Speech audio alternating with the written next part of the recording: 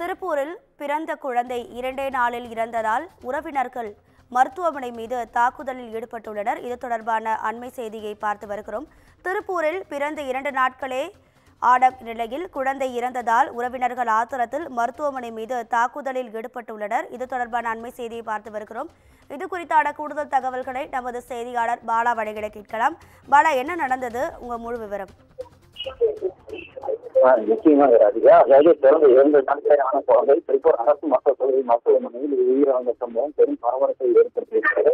இதில் குழந்தைக்கு முறையான சிகிச்சை அளிக்கவில்லை என்று கூறி உறவினர்கள் மருத்துவமனையை சேதப்படுத்தியுள்ளனர்.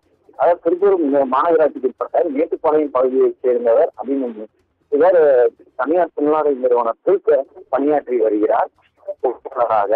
மேலும் அவரது மனைவியான நாகேஸ்வரியா என்பவர், இவர்கள் இருவரும் கடந்த 2 வருடங்களுக்கு முன்பு காதலித்து திருமணம் செய்து கொண்டனர்.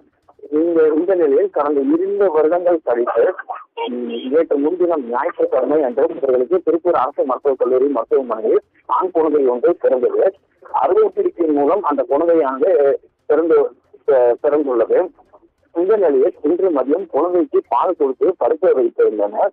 இந்த நேரத்தில் குழந்தை உயிரிழந்துள்ளது. இதையடுத்து குழந்தை உயிரிழந்ததால் உரிய மருத்துவம் செய்யப்படவில்லை என குற்றம் சாட்டி ஆத்திரமடைந்த உறவினர்கள் மருத்துவமனையின் உள்ளே இருந்த கண்ணாடியை உடைத்தனர். இதனால் அது பெரும் பரபரப்பு ஏற்பட்டது.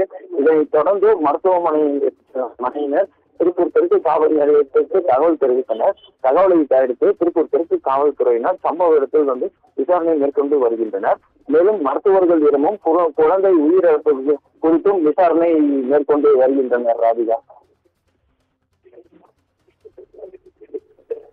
உங்க தகவல்களுக்கு நன்றி பாலா.